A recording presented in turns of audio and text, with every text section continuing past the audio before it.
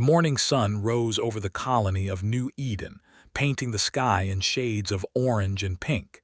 It was a beautiful world. Green forests stretched across the continents.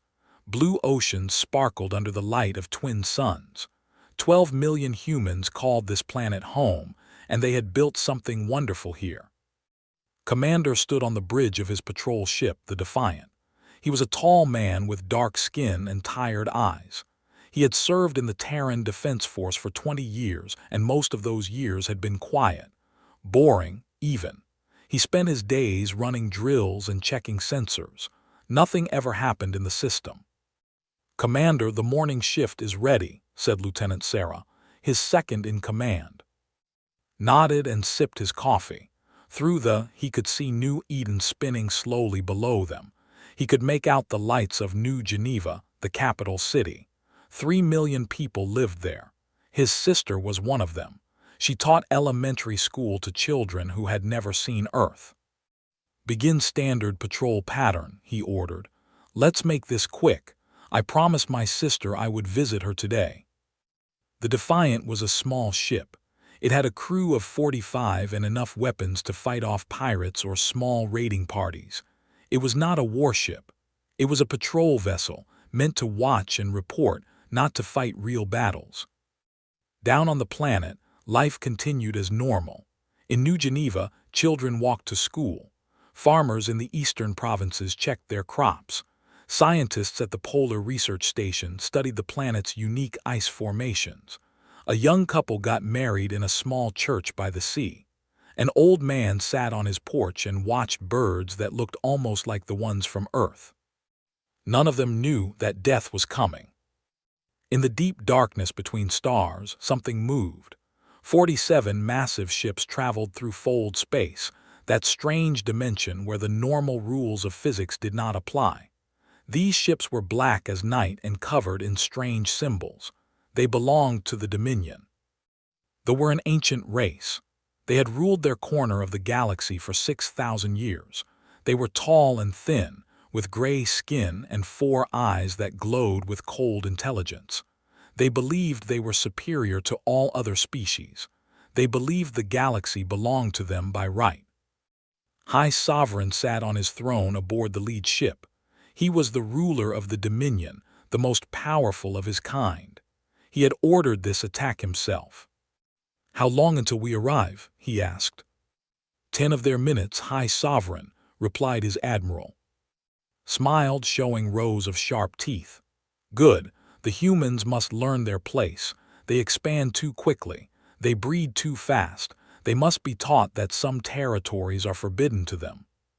"Should we demand their surrender first?" "No," said the High Sovereign. "Dead species do not need to surrender. We will destroy this colony completely. The other humans will see what happens to those who ignore our warnings. They will learn to fear us, or they will die." They had done this before, many times. They had burned dozens of worlds belonging to other species. Some of those species no longer existed. They called it pruning the garden. They believed they were making the galaxy better by removing the weak. Aboard the Defiant, a young sensor officer named James Wright frowned at his screen. Something strange was happening. The readings made no sense. "Commander," he said, his voice uncertain, "I'm detecting some kind of energy signature. I've never seen anything like it." Walked over to look at the screen. The readings were bizarre. It looked like space itself was tearing open. "What is that?" asked Lieutenant. Before anyone could answer, the sky above New Eden split apart. 47 dreadnoughts appeared out of nowhere. They were enormous, each one several kilometers long. Their hulls were covered with weapons that glowed with deadly energy. Felt his heart stop. He had studied at the academy. He knew what they were capable of. He knew his little patrol ship had no chance against even one of those monsters. "Send a distress signal," he ordered, his voice somehow steady. "Maximum priority. Tell Earth what is happening. Tell them everything." "Commander, they're charging weapons," shouted Wright. Grabbed the communication panel himself. "All orbital platforms, this is Commander of the Defiant. We are under attack. Repeat, we are under attack. Begin immediate evacuation of the civilian population. Get as many people off the planet as possible. He knew it was hopeless.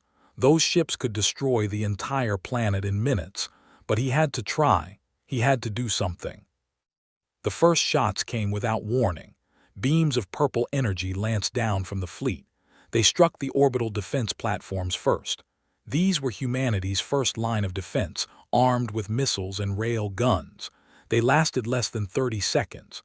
The weapons cut through them like a hot knife through butter. Metal melted. Explosions bloomed in the silent darkness of space.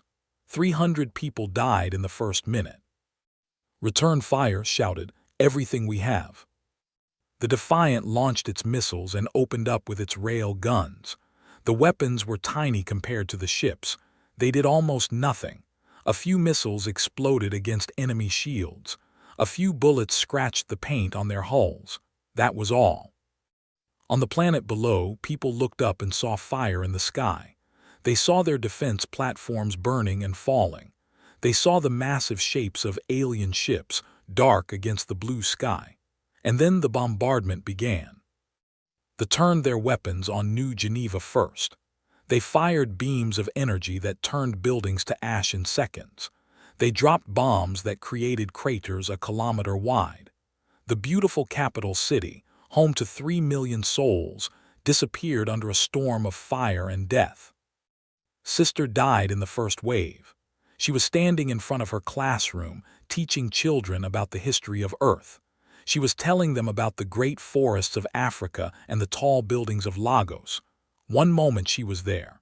The next moment, she and her students and the school and the entire neighborhood were gone, turned to vapor by weapons built to destroy worlds. "No," whispered, watching the destruction. "No, no, no." The evacuation ships tried to launch. Brave pilots flew their shuttles up through the atmosphere, desperate to save anyone they could. They shot them down, every single one. They didn't want survivors. They wanted a message. The Defiant fought on, even though it was hopeless, ordered his ship to attack the nearest dreadnought. They fired everything they had. Their missiles exploded uselessly. Their bullets bounced off shields. The dreadnought turned its attention to them. "Commander," said Lieutenant, tears streaming down her face, "it's been an honor." "Make sure the recording is transmitting," said. "Earth needs to see this. They need to see what was done here." "It's transmitting. They'll get everything." "Good." The beam hit the Defiant and tore it apart. Felt a moment of terrible heat and then nothing. He died alongside his crew, 45 souls lost in an instant. On New Eden, the killing continued. They were thorough. They destroyed every city, every town, every village. They burned the forests and boiled the oceans. They hunted down humans hiding in caves and bunkers. They killed the scientists at the polar station. They killed the farmers in their fields. They killed the old man on his porch and the young couple who had just gotten married. 12 million humans lived on New Eden when the sun rose that morning. By sunset, not one of them remained alive. The admiral approached his high sovereign. "The operation is complete. No survivors." Nodded with satisfaction. "Transform the surface to glass. Let it serve as a monument to human foolishness." The fleet fired again, this time with sustained bombardment that melted the planet's surface. When they were finished, New Eden was a dead world. Its surface was smooth and glassy, reflecting the light of the twin suns. Nothing would ever grow there again. "Send a message to the human government," ordered the High Sovereign. "Tell them what we have done. Tell them that the same fate awaits any colony they establish beyond the Orion Spur. They may expand no further." The fleet gathered itself and disappeared into fold space, leaving behind a burning monument to their cruelty. 14 hours later, the transmission from the Defiant reached Earth. Admiral Helena received the message first. She was 62 years old, with gray hair and eyes like steel. She had served in the Terran Navy her entire adult life. She had fought pirates and put down rebellions and kept the peace for 40 years. She thought she had seen everything. She was wrong. She watched Commander's final recording in silence. She watched the ships appear. She watched the orbital platforms burn. She watched New Geneva disappear under fire from above. She heard the screams and the prayers and the desperate final messages from people who knew they were about to die. When the recording ended, she sat alone in her office for a very long time. Then she made a call. "Summon the United Terran Assembly," she said.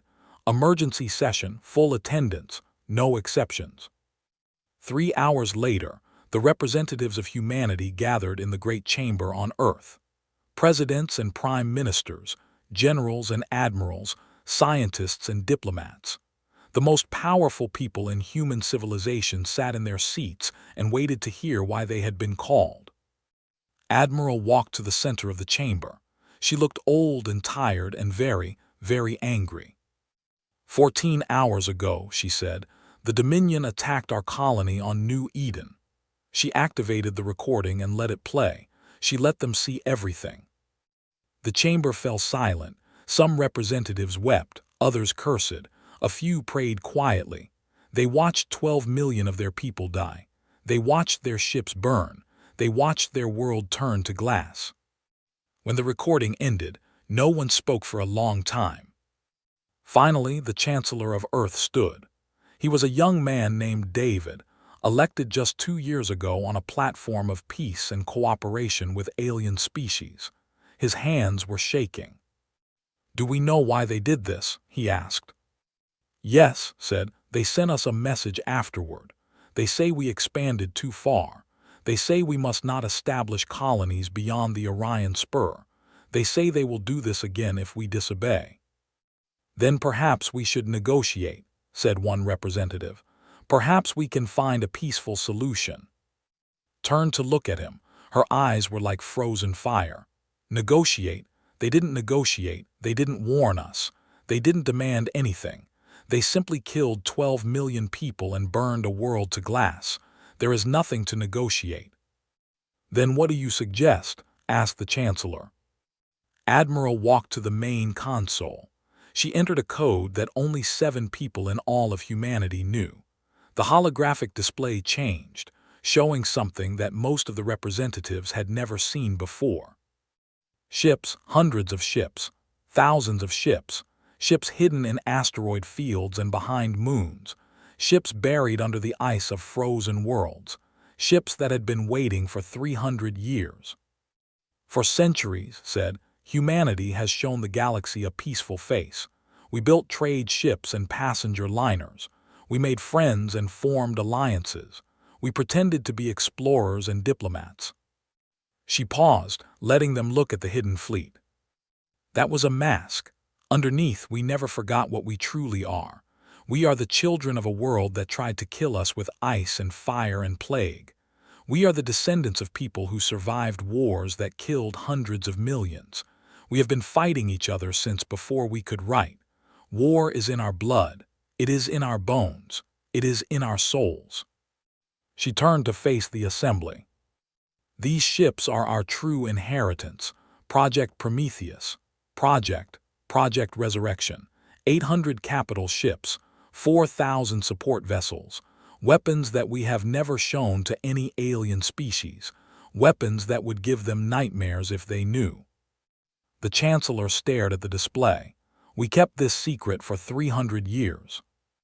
Yes, we hoped we would never need it. We hoped the galaxy would be friendly. We were wrong." "What are you proposing, Admiral?" His voice was cold and hard as stone. "They believe we are weak. They believe we will bow down and obey them out of fear. They killed 12 million innocent people to send us a message." She took a deep breath. "I propose we send a message of our own. I propose we wake the Armada. All of it. I propose we show them what happens when you hurt humanity. I propose we teach them that some lessons are written in fire." The chamber erupted in argument. Some wanted peace. Some wanted revenge. Some were afraid. Some were angry. The debate raged for hours. In the end, they voted. The result was nearly unanimous. Humanity would go to war. Admiral stood at the window of her office, looking up at the stars. Somewhere out there, they were celebrating their victory. They were congratulating themselves on putting the humans in their place. They had no idea what was coming. She thought about the 12 million dead, the children who would never grow up, the families destroyed, the dreams ended. She thought about Commander and his brave crew fighting to the end against impossible odds. "We will remember you," she said softly to the stars, "and we will make them pay." Across human space, in hidden shipyards and secret bases, ancient machines began to wake. Engineers who had spent their entire careers maintaining ships they never expected to use received new orders.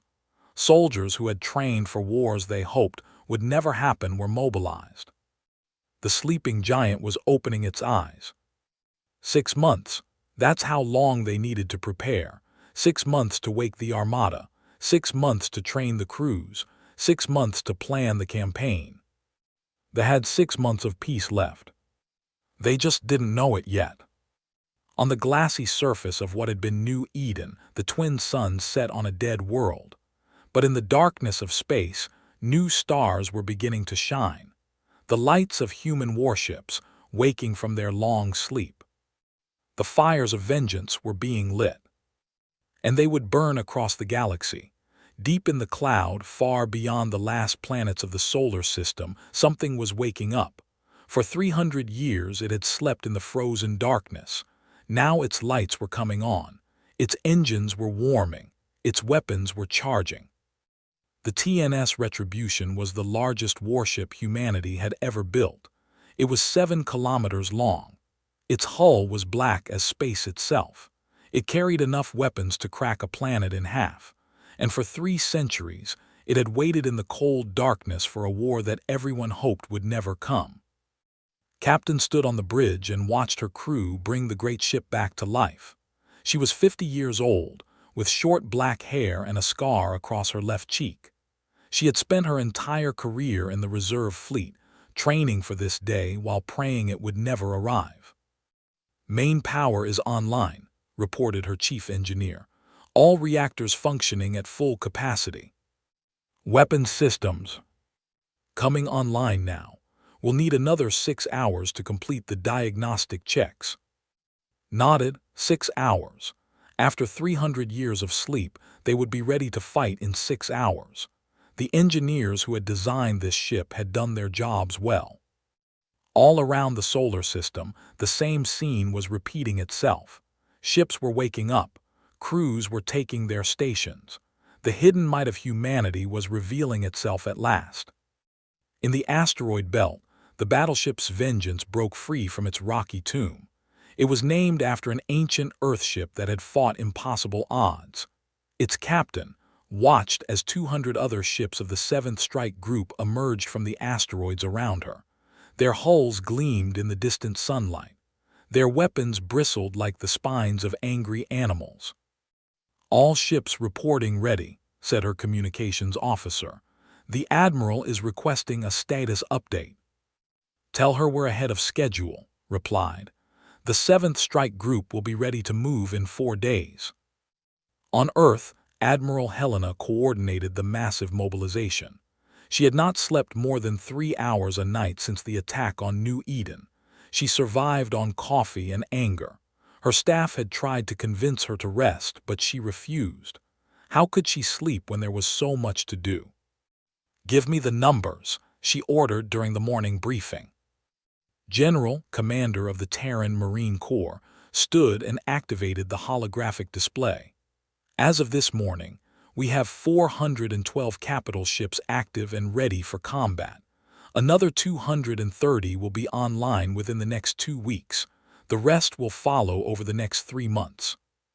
And the Marines? 8 million already mobilized. We're training another 8 million. By the time we're ready to move, we'll have 16 million ground troops available."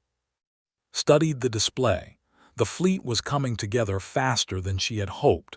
The old ships had been maintained well. The secret training programs had worked. Humanity was ready to fight.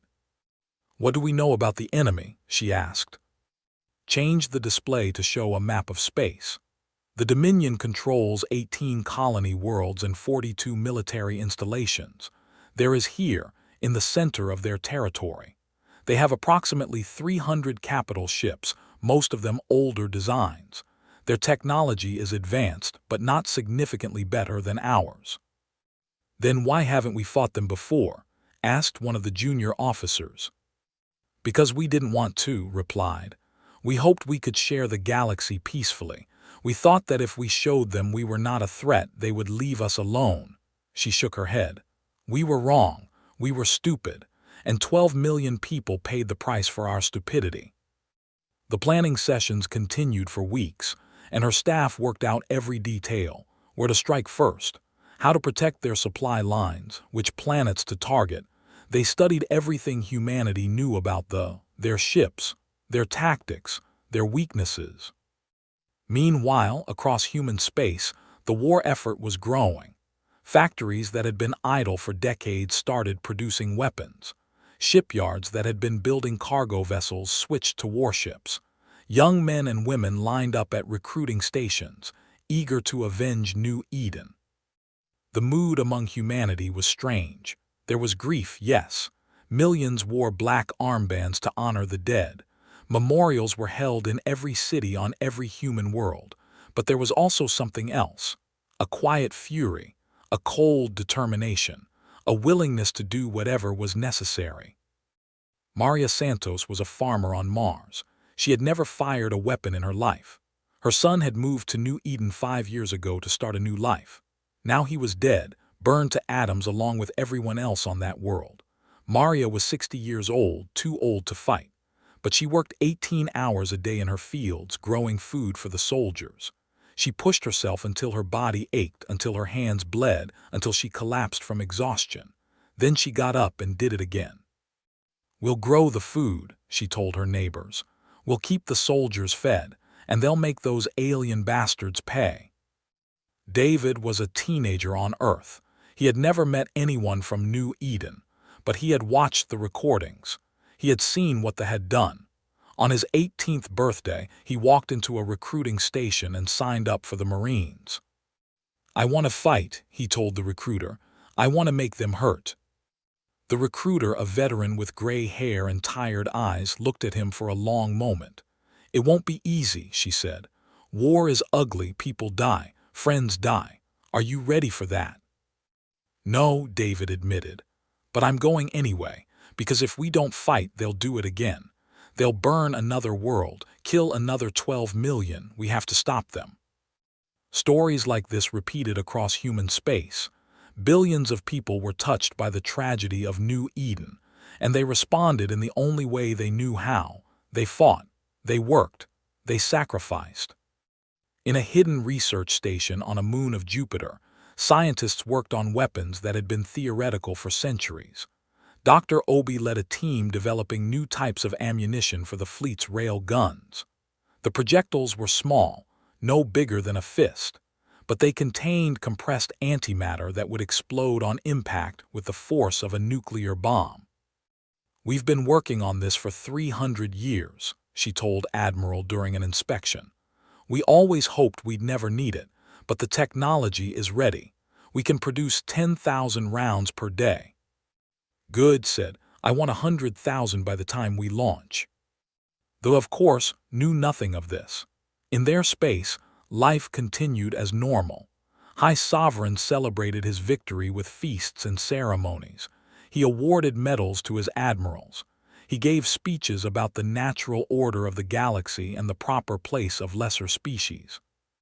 His intelligence officers reported that the humans were upset. They were holding memorials and making angry speeches. Some of their representatives had called for war. They are weak, the chief intelligence officer reported. They grieve and cry and make noise, but they will do nothing. We have studied their military. They have a few hundred small ships, mostly for patrol and defense. They cannot threaten us. What about these rumors of hidden fleets? Asked. Some of my advisors are worried. The intelligence officer made a dismissive gesture. Lies and propaganda. The humans are trying to save face. They want to seem strong even though they are weak. We have scanned their space thoroughly. There are no hidden fleets.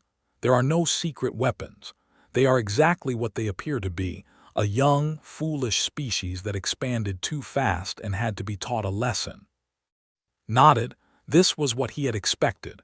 The humans were like all the other species the Dominion had crushed over the. They would weep and wail, and then they would submit. They would learn their place. Continue monitoring them, he ordered. But I do not expect any problems. The humans have been properly humbled. He could not have been more wrong.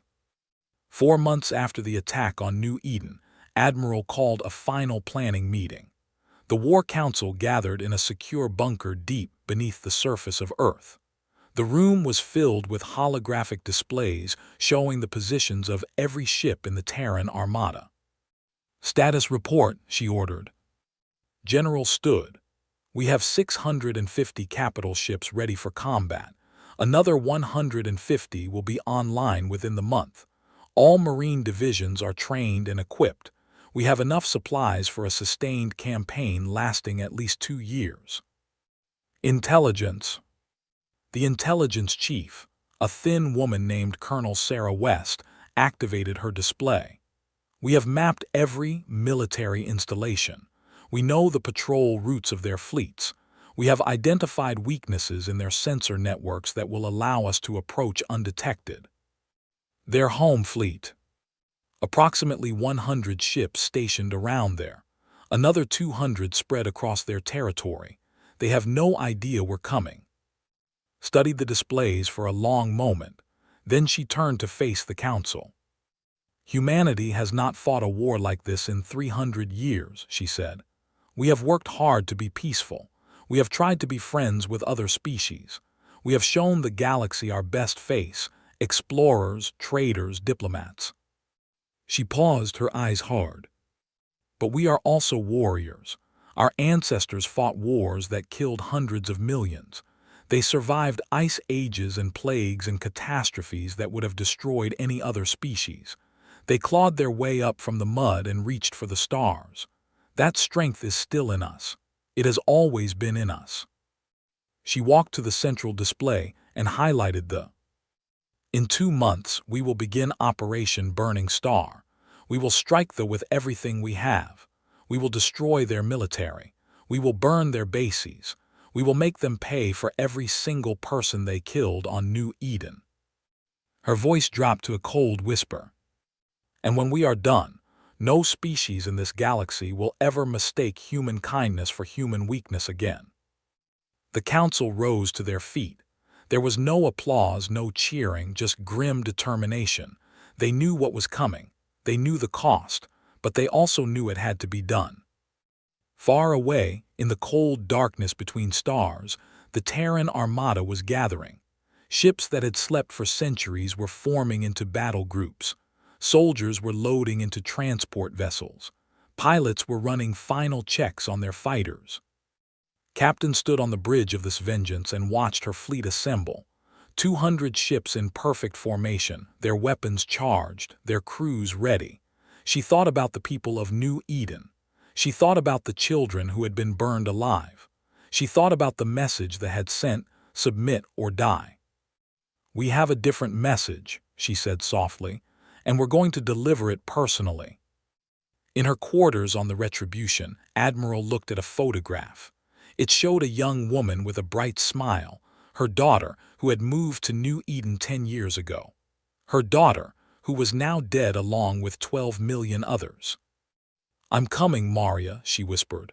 "I can't bring you back, but I can make sure it never happens again. I can make them remember." She put the photograph away and walked to the bridge. The fleet was ready. The soldiers were ready. Humanity was ready. In 2 months, they would learn a lesson they would never forget. The sleeping giant had awakened. And it was angry. 1 month before launch, a message arrived from the Galactic Council. The Council was an organization of alien species that tried to keep peace in the galaxy.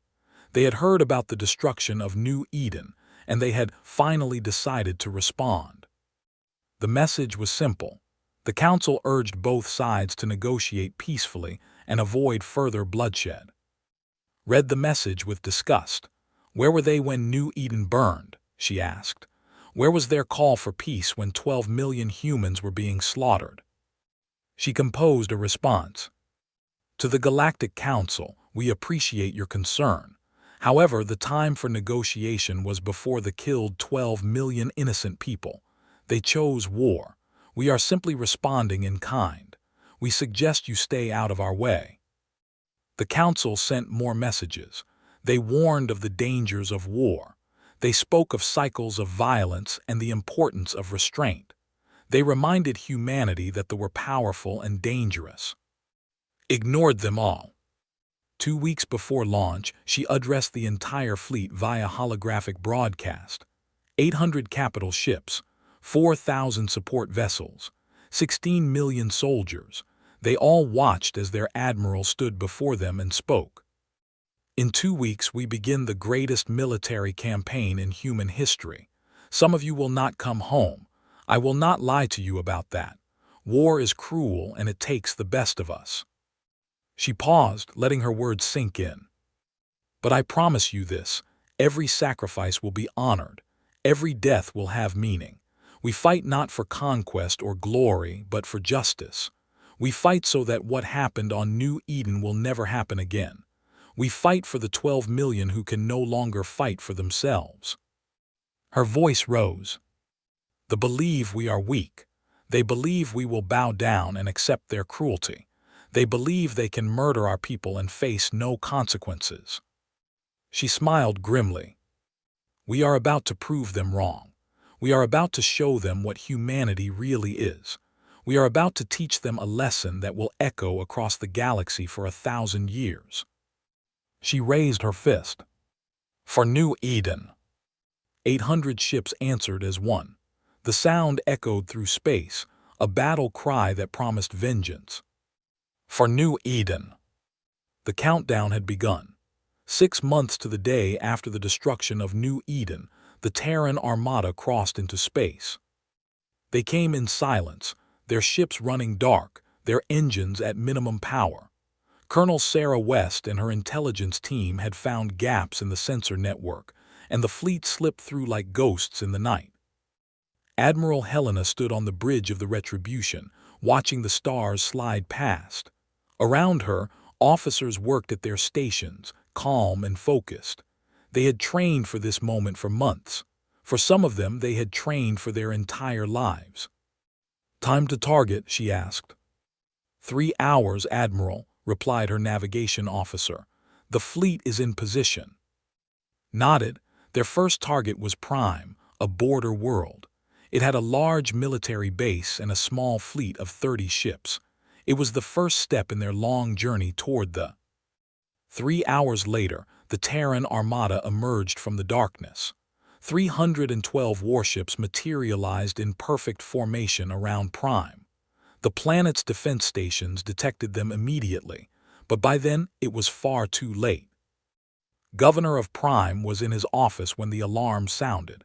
He ran to his command center and stared at the sensor displays in disbelief. So many ships, more than he had ever seen in one place. And they were not ships. Get me the High Sovereign, he shouted, and open a channel to those vessels. The communication officer worked frantically at his console. Channel open, Governor. Tried to keep his voice steady. Unknown fleet, you are in Dominion space. You will identify yourselves immediately and explain your presence. Any hostile action will be met with. Governor. The voice that interrupted him was cold and hard. On his screen, a human female appeared. She had gray hair and eyes that showed no mercy. I am Admiral Helena of the Terran Armada. 6 months ago, your people attacked our colony of New Eden.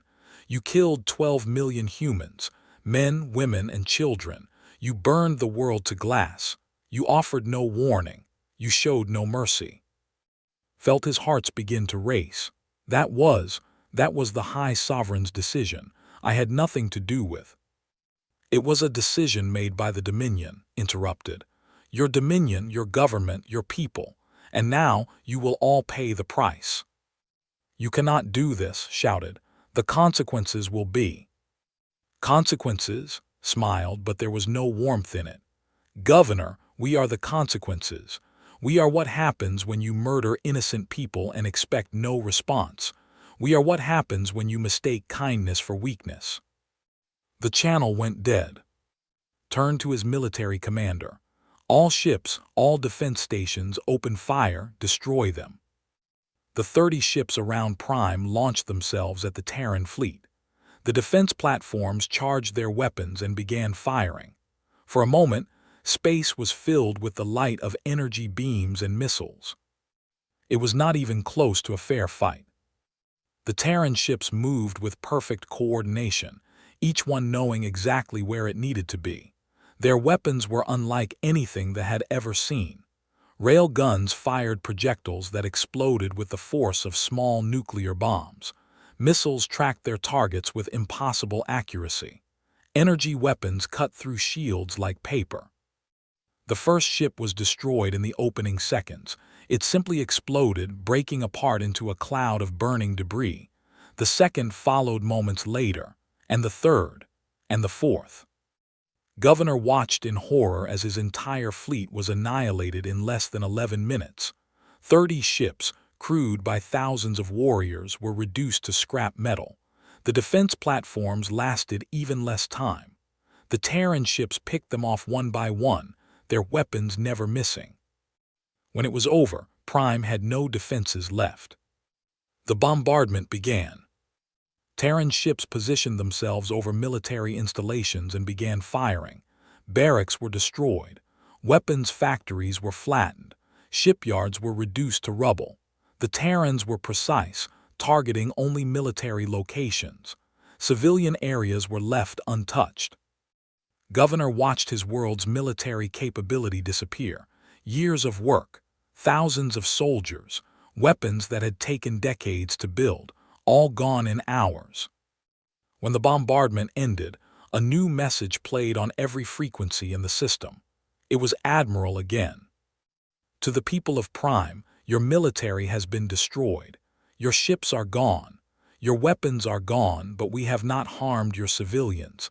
We have not burned your cities. We have not killed your children." Her voice grew colder. "This is the difference between us and you. You slaughter innocents. We punish the guilty. You destroy without mercy. We destroy with purpose. Remember this day. Remember what humanity is capable of when provoked." The final message was simple, broadcast across the entire system and beyond. For New Eden, 17 worlds remain. Then the Terran fleet vanished, jumping away to their next target. News of the attack on Prime reached the within hours. High Sovereign was in his palace when the report arrived. He read it 3 times, unable to believe what he was seeing. 300 human ships, his entire border fleet destroyed, military installations across Prime reduced to rubble, and the humans had barely suffered any damage. A few ships with minor problems, nothing more. "This is impossible," he whispered. "The humans do not have ships like this. They cannot have weapons like this." "The reports are confirmed, High Sovereign," said his intelligence chief, who was now shaking with fear. "Multiple sources. The humans attacked with overwhelming force. Our ships were destroyed in minutes." "You told me they were weak," screamed. "You told me they had no hidden fleets. You told me they could not threaten us." The intelligence chief had no answer.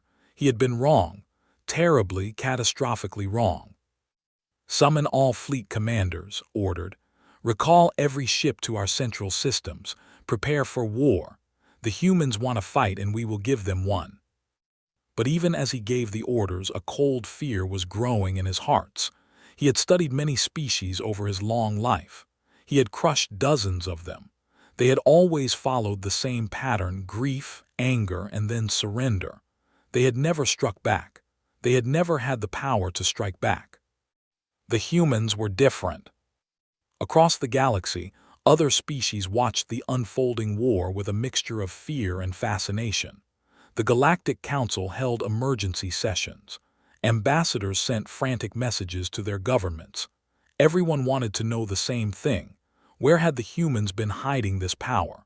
And what did it mean for the rest of the galaxy? The ambassador met with his government's military leaders. They were an old species, almost as old as they had survived by being careful and cautious. This changes everything, said.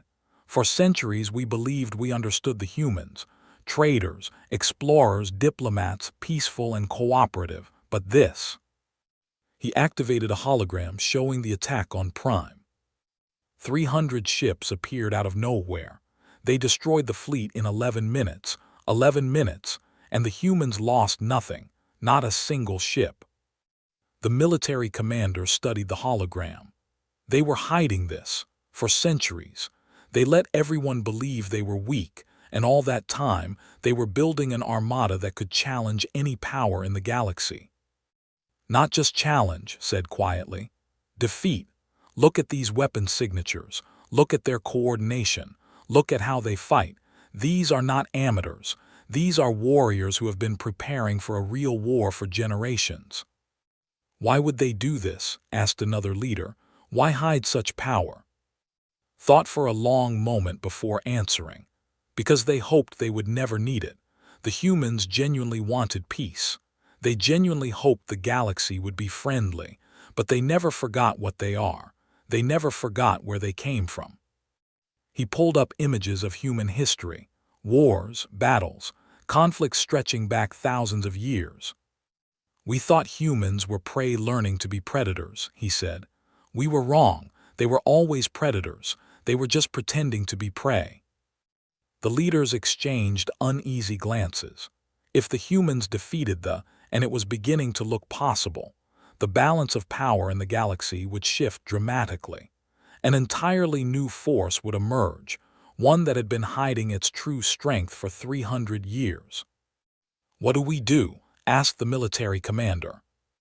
We watch, said, and we pray we never give the humans a reason to turn their weapons on us. The Terran Armada struck again 3 days later. This time, they attacked Station, a supply depot that served their entire Eastern Fleet. 150 ships descended on the station without warning. They were more prepared this time. They had gathered 50 warships to defend the station. They thought it would be enough. It wasn't. Captain led the assault from the bridge of this Vengeance. Her ship was one of the older designs in the fleet, built 200 years ago and carefully maintained ever since. But age had not diminished its power. All ships form attack pattern Delta, she ordered. Fighters clear a path, cruisers target their command ship, destroyers clean up the rest. The battle was swift and brutal. Terran fighters swarmed the fleet, drawing their fire while larger ships moved into position. Then the main guns opened up. This Vengeance carried a weapon that had been classified for 2 centuries. A lance of concentrated antimatter that could punch through any known shield. Had never fired it in combat before. Today, she would use it for the first time. Main gun charged, reported her weapons officer. Fire. A beam of pure destruction shot from this Vengeance. It struck the flagship dead center. The shields held for less than a second before collapsing. The beam continued through the ship, exiting the other side and hitting a second vessel behind it. Both ships exploded moments later. The fleet broke. Ships tried to flee in every direction. The Terrans hunted them down. By the time it was over, 47 ships had been destroyed. The remaining 3 had escaped into fold space, heavily damaged. The Terrans had lost 2 fighters. The pilots had ejected safely and were recovered. Station was reduced to debris. Its supplies, food, fuel, ammunition for an entire fleet were scattered across space. Looked at the destruction and felt nothing, no joy, no satisfaction, just cold determination. Send the standard message, she ordered. For New Eden, 16 worlds remain. They received the news with growing despair. 2 attacks, dozens of ships lost, 2 critical installations destroyed, and the humans seemed unstoppable. His advisors were terrified. Some argued for immediate surrender. Others wanted to concentrate all forces around the. A few still insisted they could win if they just gathered enough ships. "They are only humans," one general said. "We have defeated hundreds of species. We can defeat them too." "Can we?" asked. "They destroyed 30 ships in 11 minutes. They destroyed 50 more in less than an hour. Their weapons cut through our shields like they weren't there. Their tactics are flawless, and they have 800 capital ships, maybe more." He looked at his general with ancient, tired eyes. "I have ruled the Dominion for 200 years. I have crushed rebellions and conquered worlds. I thought I understood power. I thought I understood war." He shook his head slowly. "I was wrong. The humans. The humans are something else entirely, something we have never faced before, something we may not be able to defeat." The general had no response. For the first time in his life, he was beginning to feel something he had never felt before. Fear.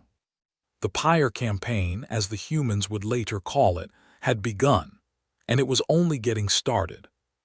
In her quarters aboard the Retribution, Admiral reviewed the reports from the first 2 attacks. Everything had gone according to plan, better than planned actually. Though were weaker than expected, their defenses more outdated, their tactics more predictable. "We're winning," said General, who was meeting with her via hologram. "At this rate, we could reach there in 8 months instead of 12. "Perhaps," replied, "but we won't rush. We will be thorough, every military installation destroyed, every fleet base eliminated. When we reach there, I want them to have nothing left. No ships, no weapons, no hope." "And the civilian populations?" "We don't touch them. We are not butchers. We are not we strike military targets only. We show them there is a difference between them and us." Nodded. "The troops understand. Everyone knows the rules. Military targets only." Good. Pulled up a map of space. "Our next target is Station, their primary fleet base. Intelligence says they're concentrating ships there, 200 vessels, maybe more. That's their largest fleet outside the." "Exactly. We destroy it and we break their back. After, they won't be able to mount any significant resistance." She studied the map with cold calculation. "In 3 weeks we hit, and we hit it hard." The war was far from over, but humanity was winning. And across the galaxy, species that had once looked down on the young, upstart humans were beginning to realize a terrible truth. The Predator was no longer pretending. The Pyre campaign burned across space like a wildfire that could not be stopped. In the 3 months since the first attack on Prime, the Terran Armada had struck 12 military installations, destroyed 140 enemy ships, and reduced billions of credits worth of military equipment to scrap metal. The humans moved like ghosts, appearing without warning, destroying their targets, and vanishing before reinforcements could arrive. Private David sat in the belly of a troop transport, waiting for the drop. He was 20 years old now, one of 16 million Marines preparing for the next phase of the war. His unit, the 47th Shock Infantry, had been assigned to the ground assault on manufacturing facilities on the moon of Hellas 4. "First combat drop," said the sergeant sitting next to him. Sergeant Maria was a veteran of 20 years, though she had never seen real combat until this war. "Nervous?" "Yes," David admitted. There was no point in lying. Everyone was nervous. "Good. Nervous keeps you alive. Confident gets you killed." Checked her rifle for the 10th time. "Remember your training, follow orders, watch your corners, and don't be a hero. Heroes die first." The transport shook as it entered the moon's thin atmosphere. Through the small window, David could see flashes of light, the Terran fleet engaging orbital defenses. The battle would be over soon. It always was. 2 minutes to drop," announced the pilot. David gripped his rifle and tried to slow his breathing. He thought about why he was here. The recordings from New Eden, the children who had been burned alive, the families who had been erased from existence. He had joined to stop that from ever happening again. Now he was about to put his training to the test. 30 seconds. The ramp at the back of the transport began to open. Thin air rushed in, cold and harsh. David could see the surface of the moon below, gray rock and industrial complexes stretching to the horizon. Go, go, go. David jumped. The drop suit carried him down through the thin atmosphere. Around him, thousands of other Marines were falling like dark rain. Below, the facility was already burning from orbital strikes, but the defenses were still active. Energy beams reached up from the surface, trying to pick off the falling soldiers. David saw the Marine next to him take a direct hit. The young woman simply vanished, her suit and body vaporized in an instant. He didn't have time to think about it. He activated his suit's thrusters and adjusted his fall, dodging through a web of enemy fire. He hit the ground hard, rolling to absorb the impact. His rifle was up before he finished rolling, sweeping for targets. A soldier appeared around a corner, four-eyed and gray-skinned, raising its weapon. David fired first. The alien went down. "Move, move," Sergeant was shouting. "Push toward the main building, clear every room." David ran, his unit around him. They cleared buildings one at a time, room by room, corner by corner. The defenders fought hard. They were soldiers too, doing their duty. But they were outmatched. The Terran Marines had better armor, better weapons, and better training. 3 hours later, the facility was secured. David sat on a pile of rubble, his hands shaking. He had killed 17 soldiers. He had watched 6 of his fellow Marines die. He felt empty, hollowed out, like something important had been removed from inside him. Sergeant sat down next to him and handed him a water container. "First time is always the worst," she said quietly. "It doesn't get easier exactly. You just learn to carry it better." "Is it worth it?" David asked. "All this death?" Looked out at the burning facility. "Ask the people of New Eden." "Oh wait, you can't. They're all dead. 12 million of them, including my brother and his wife and their 3 kids. David said nothing. "Yeah," continued, "it's worth it. Every drop of blood we spill, every life we take, it's worth it, because if we don't do this, they'll do it again. They'll burn another colony, kill another 12 million, and another after that. The only way to stop them is to show them that there are consequences, real consequences, painful consequences." She stood up and offered David her hand. "Come on, Private, we've got work to do." Far above them, aboard the Retribution, Admiral received reports from across the campaign. Hellas 4 was secured. 2 more supply depots had been destroyed. Another fleet had been ambushed and eliminated. The campaign was proceeding exactly as planned. In 2 weeks, they would strike the biggest target yet, Station. Was the pride of the military. It was their largest fleet base, their primary shipyard, their most powerful defensive position outside the High Sovereign had ordered 200 ships to gather there, the largest concentration of naval power ever assembled. He believed it would be enough to stop the humans.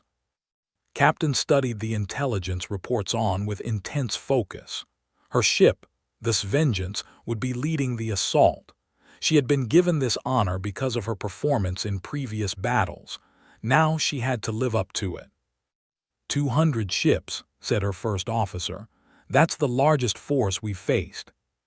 True, replied, but look at their positions. They're clustered too tightly around the station.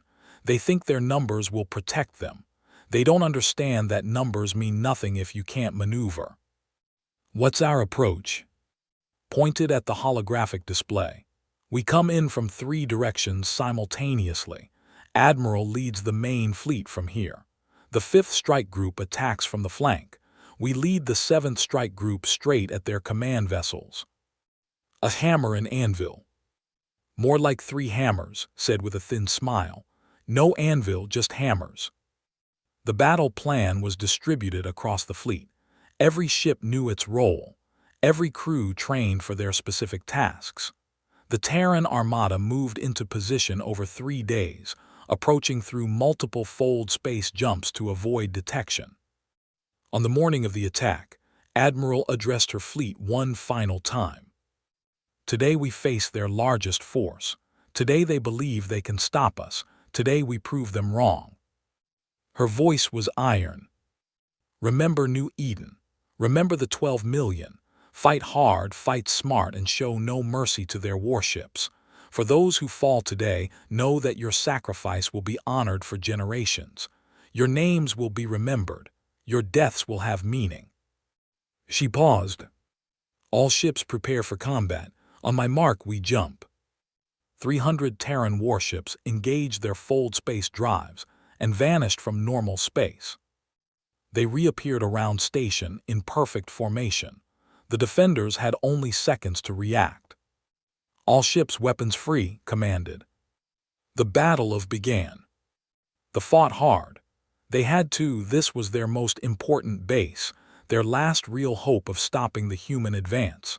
200 ships launched themselves at the Terran fleet, weapons blazing, shields at maximum. It wasn't enough.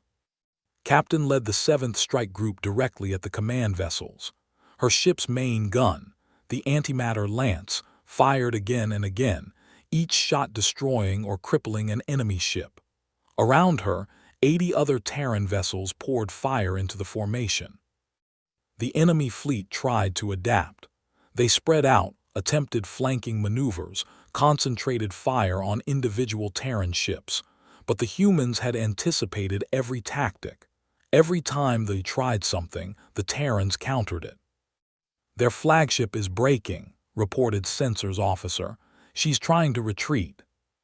No, said coldly. No one retreats. Target the flagship. All batteries fire. This Vengeance and 12 other ships focused their fire on the command vessel. The massive ship shuddered under the assault. Its shields collapsed. Its hull began to break apart. Finally, it exploded, scattering debris across thousands of kilometers. With their flagship gone, the fleet lost all coordination. Ships tried to flee in every direction. Some collided with each other. Others were picked off by Terran hunters. A few managed to escape into fold space, but most were destroyed. The battle lasted 4 hours. 187 ships were destroyed. Station was reduced to ruins. The shipyards that had built warships for centuries were nothing but twisted metal. The Terrans lost 11 ships, 11 against 187. Admiral looked at the remains of the battle and felt a grim satisfaction. The back of the military was broken. They had nothing left that could challenge the Terran Armada. The road to there was open. Send the message, she ordered. For New Eden, 6 worlds remain. On the High Sovereign received the news of fall in silence. His advisors waited, terrified, for his response. 200 ships, he finally said. Our best ships, our finest warriors, gone in 4 hours. High Sovereign, began his military commander. We can still what? Interrupted. Gather more ships for them to destroy, build more stations for them to burn. We are beaten. Do you not see that? He looked at his advisors with ancient, exhausted eyes. For 6,000 years, the Dominion has ruled this region of space. We have crushed every enemy that rose against us. We have burned worlds and exterminated species. We believed we were invincible. He laughed bitterly. And now we are being taught the same lesson we taught so many others, the lesson of fire and death, the lesson of consequences. What do we do, High Sovereign? Was silent for a long moment, then he spoke. Recall all remaining ships to prepare our defenses for the final battle, and prepare to contact the humans. His advisors stared at him in shock. You cannot mean to surrender, one of them exclaimed. I mean to survive, replied. The Dominion has existed for 6,000 years. If there is any chance of it existing for 6,000 more, we must take it. Pride means nothing if we are all dead. Across the galaxy, The news of spread quickly. Other species watched with a mixture of awe and terror. The who had terrorized this region of space were being systematically destroyed by a species that most had dismissed as insignificant. The Galactic Council called emergency sessions. Ambassadors sent frantic messages. Military analysts studied every piece of information they could find about the Terran Armada. Everyone was asking the same question: what else were the humans hiding? The ambassador addressed his government's senior leaders. Station is destroyed. 200 ships are gone. The humans are advancing toward them with no significant resistance remaining. How is this possible? Asked the prime leader. They were the most powerful military force in this sector. They have dominated for 6,000 years. Were corrected. They were the most powerful force, past tense. The humans have changed everything. He pulled up detailed analysis of the battle of. Look at their tactics, perfect coordination, overwhelming firepower, precise targeting. They lost 11 ships while destroying 187. That is not luck. That is not surprise. That is the result of centuries of preparation and training. But they always seemed so peaceful, said another leader. Trade ships, science vessels, diplomatic missions. Where did this come from? Shook his head slowly. It was always there, we just did not see it. The humans have a saying from their history: walk softly and carry a big stick. They walked softly. They made friends. They traded and explored. And all the time they were carrying the biggest stick the galaxy has ever seen. What do? We do nothing, replied. We stay quiet. We stay peaceful. We make absolutely sure we never give the humans a reason to turn their attention toward us. He looked at the image of burning ships. Because if we do, we will end up just like and we cannot afford that. The Pyre campaign continued for 3 more months. One by one, the remaining military installations fell.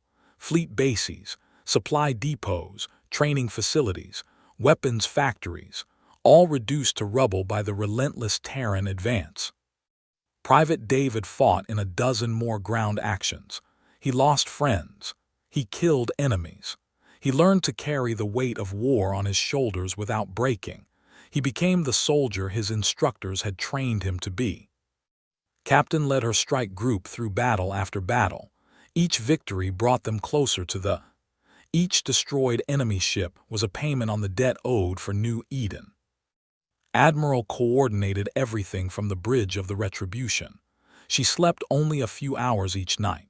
She reviewed every battle report, every casualty list, every piece of intelligence. She was determined that not a single life would be wasted. Every death would move them closer to their goal.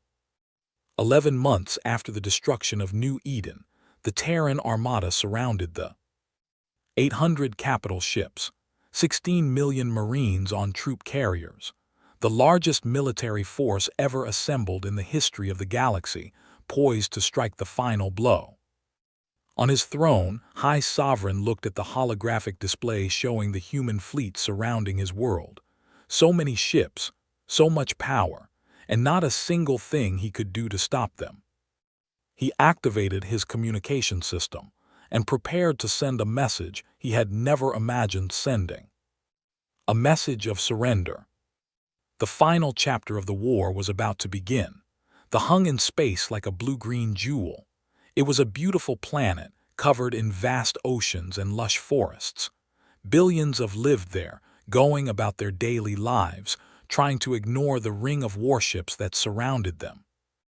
Admiral Helena stood on the bridge of the Retribution and studied the planet below. After 11 months of war, 12 battles and countless deaths, they had finally arrived. The journey from New Eden had ended here. All ships in position, Admiral, reported her communications officer. The fleet is awaiting your orders. Nodded. 800 capital ships surrounded the 16 million Marines waited in their transports, ready to land. The most powerful military force in the galaxy was prepared to deliver the final blow. We're receiving a transmission from the surface, said the communications officer. It's the High Sovereign himself. Put it through. The holographic display flickered, and the image of High Sovereign appeared. He looked old and tired, his 4 eyes dim with exhaustion and fear. The proud ruler who had ordered the destruction of New Eden now looked like a broken creature. "Admiral," he said, his voice trembling slightly, I wish to discuss terms of surrender." The bridge fell silent. Every officer stopped what they were doing and turned to watch. "Go on," said her voice cold. "The Dominion will accept defeat. We will pay whatever reparations you demand. We will submit to whatever terms you require. We will disarm our military, surrender our ships, open our worlds to your inspection." Paused, his eyes pleading. "All we ask is that you spare our world, spare our people. Do not do to us what we did to New Eden."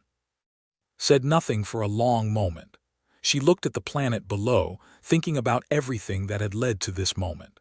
The 12 million dead, her daughter among them, the burning worlds and shattered ships of the Pyre campaign, the soldiers who had given their lives to bring humanity to this point. "You killed 12 million people," she finally said. "Men, women, children. You burned them alive and laughed about it. You called it pruning the garden. You thought there would be no consequences." Lowered his head. I know what we did. I am not asking for forgiveness. I am asking for mercy, for my people. They did not order the attack. They did not push the buttons that fired the weapons. They are innocent." The people of New Eden were innocent too. "Yes," whispered, "they were." Turned to General, who was watching through a holographic link from his command ship. "General, what is the status of our Marine forces?" 16 million troops ready to land, Admiral. We can begin ground operations within the hour." "And the orbital bombardment systems?" "Charged and targeted. We can glass the planet in less than a day if you give the order." His eyes widened with fear. Around the bridge, officers exchanged uncertain glances. This was the moment. This was the decision that would define humanity for generations to come. Looked at the billions of lives, billions of sentient beings who had families and dreams and hopes for the future. She could order their deaths with a single word. She had the power to do to them exactly what they had done to New Eden. She thought about her daughter. Maria had been a kind person, always looking for the good in others. She had moved to New Eden because she wanted to help build something new, something hopeful. She had died along with 12 million others because an alien ruler thought humans were beneath consideration. What would Maria want her to do? "High Sovereign," said slowly, "I have the power to destroy your world. I have the power to kill billions of your people. I have the power to erase them from the galaxy, just as you tried to erase us from New Eden." Waited, barely breathing. "But I will not." The High Sovereign's eyes flickered with disbelief. You will not." "No," his voice was hard but controlled. "We are not you. We do not slaughter civilians to make a point. We do not murder innocents to teach lessons. We came here for justice, not genocide." She stepped closer to the holographic display. "But make no mistake, High Sovereign, justice will be served. Every military installation on your world will be destroyed.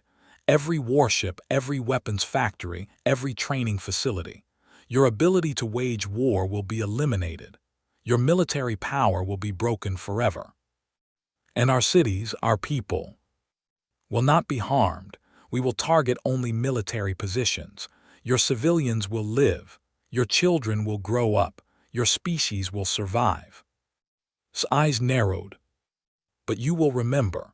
You will remember what happened when you challenged humanity. You will remember the price you paid for your arrogance. And you will teach your children and your children's children that there are some species you do not threaten, some lines you do not cross, some fires you do not start." Bowed his head. "Thank you, Admiral. Thank you for showing mercy that we did not show you." "This is not mercy," replied. "This is justice. There is a difference." She turned to her tactical officer. Begin the bombardment. Military targets only. I want confirmation on every strike before it's authorized." "Yes, Admiral." The Terran fleet opened fire. Beams of energy lanced down from orbit, striking military bases and weapons factories with surgical precision. Ground forces would not be needed. The fleet's weapons were accurate enough to destroy a single building while leaving neighboring structures untouched. The bombardment lasted 12 hours. When it was finished, the military was gone. Their fleet bases were craters. Their weapons factories were rubble. Their defense systems were offline permanently. A civilization that had terrorized the galaxy for 6,000 years had been defanged in a single day. When the bombardment ended, General's Marines landed. But they did not come to fight. They came to deliver a message. 50,000 troops descended on the ruins of the Dominion's Grand Military Academy, the place where officers had trained for. They cleared the rubble and prepared the ground. Engineers worked through the night, building something. The next morning, a monument stood in the center of the ruins. It was a black obelisk, 10 meters tall, made of the same glassy material that now covered the surface of New Eden. On its surface were carved 12 million names, every human who had died in the attack. Private David was part of the honor guard that stood watch over the monument. He looked at the names and thought about why he had joined the Marines. He had wanted revenge. He had wanted to make the pay, and they had paid. Their military was destroyed. Their empire was broken. They would never threaten humanity again. But standing here looking at those names, he realized something. Revenge wasn't enough. The dead couldn't be brought back. The pain couldn't be erased. All they could do was make sure it never happened again. "What are you thinking about?" asked Sergeant, standing beside him. "The names," David said. 12 million of them. I didn't know any of these people, but they're the reason we're here." "Yeah," nodded slowly. "We carry them with us. Every battle, every fight, we carry them. That's our job now, to remember, and to make sure the galaxy remembers too." High Sovereign came to see the monument personally. He was escorted by Terran Marines, but he was not a prisoner. He was a witness. He stood before the obelisk and looked at the names. Millions of names, carved in stone that would last forever. Proof of what his people had done. Proof of the price that had been paid. "I ordered this," he said quietly. "I gave the command. I thought it would make us safer. I thought it would teach the humans to fear us." Admiral stood beside him, her face unreadable. "And instead we taught them to hate us. And we learned that fear is a poor foundation for power." Turned to face her. "I have ruled for 200 years. I have won many victories. I thought I understood strength, but you have taught me something I never knew." "What is that?" "That true strength is not the ability to destroy. It is the ability to choose when not to destroy. You could have killed us all. You chose to spare us.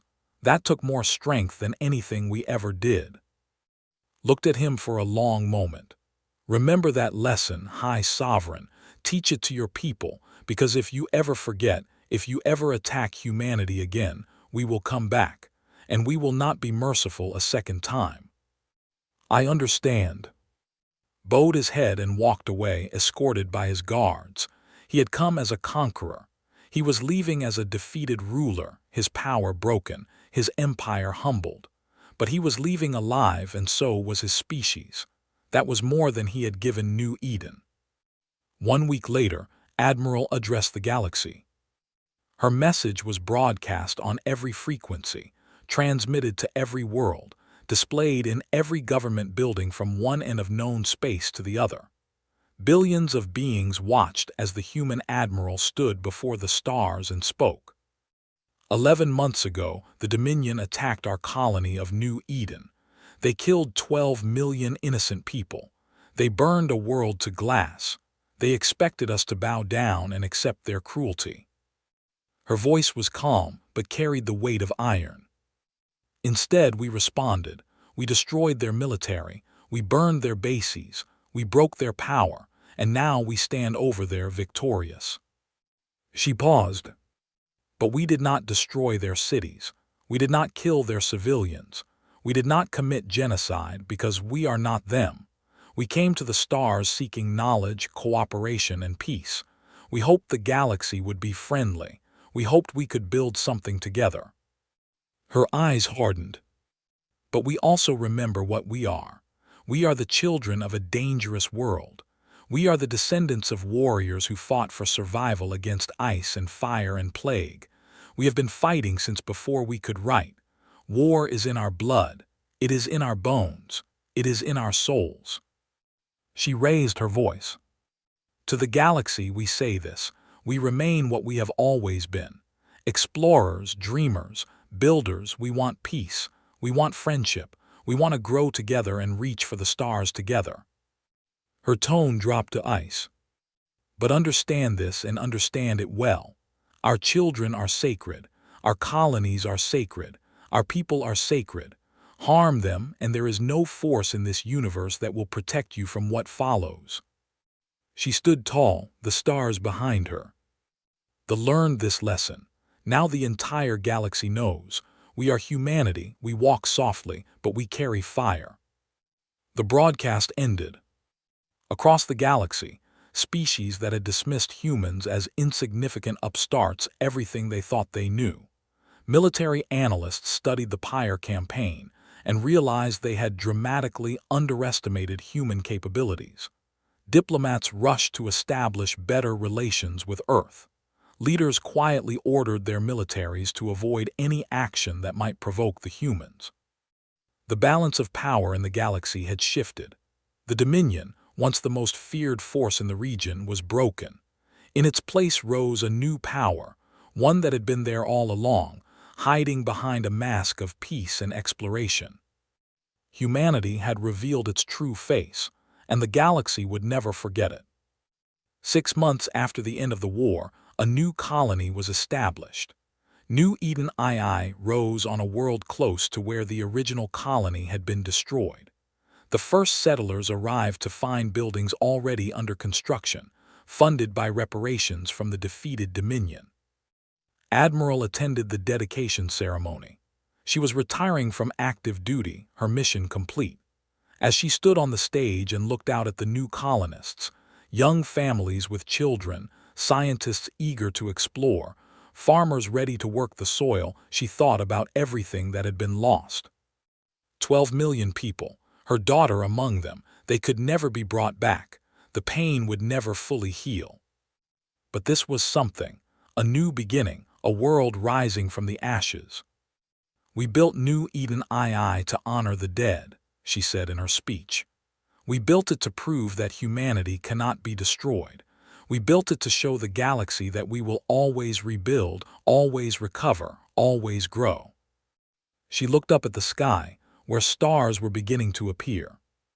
Somewhere out there, the beings who attacked us are watching. They are rebuilding too in their own way. They learned a hard lesson. We all did. She took a deep breath. But the most important lesson is this: peace is not weakness. Kindness is not cowardice.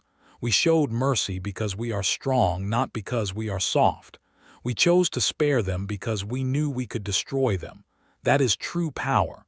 That is what it means to be human.